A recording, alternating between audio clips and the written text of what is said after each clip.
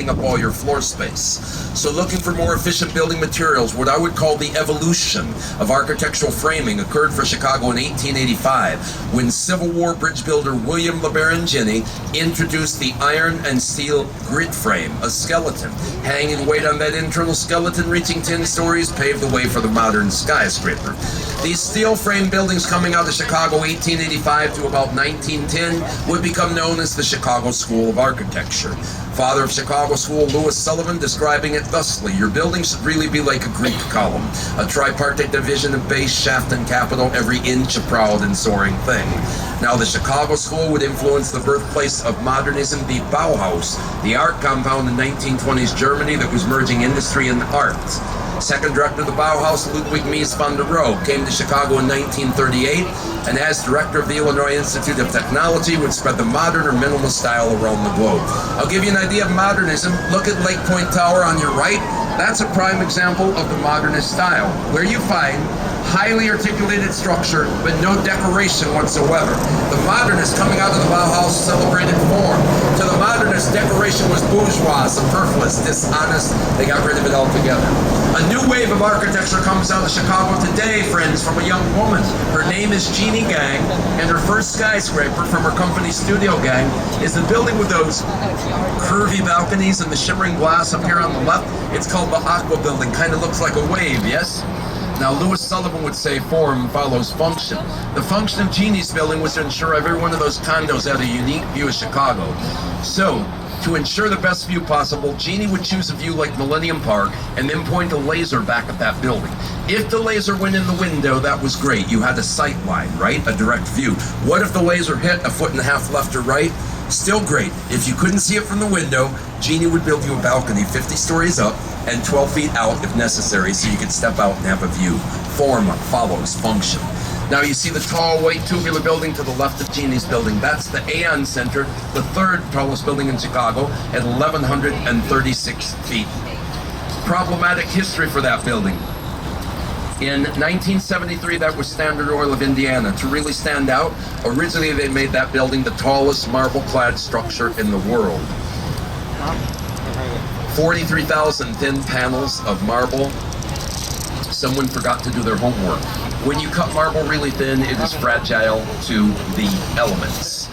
Now, marble is fine, right, if you keep it in a museum. Continental, which began in 1930, is the Medina Athletic Club, a project of the Sons of the East, the Medina Shriners.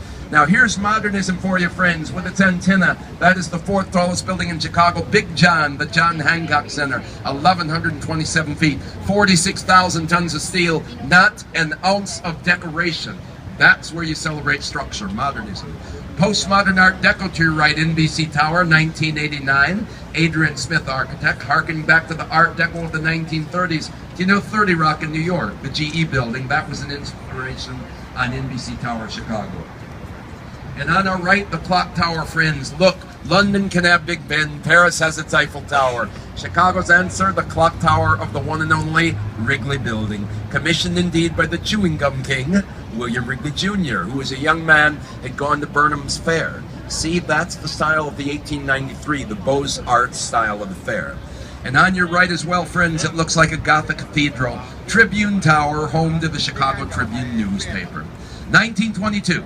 Colonel Robert McCormick, the publisher of the Tribune, offered $100,000 in the worldwide design contest for the most beautiful office building in the world. 264 entries, 23 countries. Now the winners, Hausen of New York, can you tell? They were inspired by the great Gothic cathedrals of France and Belgium in that particular design. And speaking of France, we still call our Grand Boulevard Michigan Avenue Boule de Mich. It was indeed inspired by the Grand Boulevards of Paris. Now you might have noticed the bridge, however, we named DuSable Bridge. We do that to honor the founder of Chicago, our first permanent resident, the French-speaking fur trader from Haiti, Jean-Baptiste Pont DuSable, started a fur trading empire right there where the Tribune Tower sits in 1779. And on our right, looming, is the new second tallest building in Chicago, Trump International Hotel and Tower. New York financier Donald Trump is blessing us with a 92-story, 1,125-foot building, Adrian Smith, architect. Now, the Trump building is 2 feet shorter than the John Hancock Center, but it's allowed to claim to be taller because they put a needle on the roof. The Council on Tall Buildings in the Urban Habitat. Not a Monty Python comedy sketch, but the group that rates all the buildings around the globe. The Council on Tall Buildings sees spires as part of an architect's vision. They count. You add the spire, the building jumps up to 1,362 feet. Return to that Beaux-Arts city, beautiful style on our left, friends.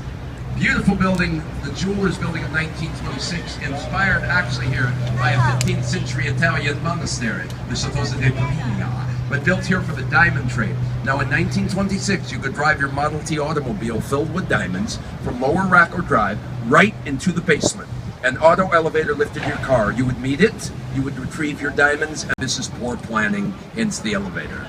And on our right, Ludwig Mies van der Rohe's final American commission, this black box former IBM building. Have you ever heard Mies van der Rohe, father of modernism's famous expression, less is more? Less is more. You see why modernism is called minimalism. You've taken away the decoration, you celebrate the structure. Skeleton, skin, space. Skeleton is the frame. Skin is the glass curtain wall. Space usually is a square, unless you're the rebel. Bertrand Goldberg never did like squares, hence the circular design of the Marina City Towers, earning their nickname in 1967. We call these the Corn Cob Towers because of their unique look. Now, Bertrand Goldberg, architect of Marina City, had been a student of Mies van der Rohe, but he felt boxed as psychological slums. A circle would bring people together. He used a natural image. Goldberg called this curvilinear flower form. He started with a core-like stem to house elevators and utilities, the rings like the petals. Can you see Marina City was conceived as a complete city within the city? One place where you could live, work, eat, and play. All your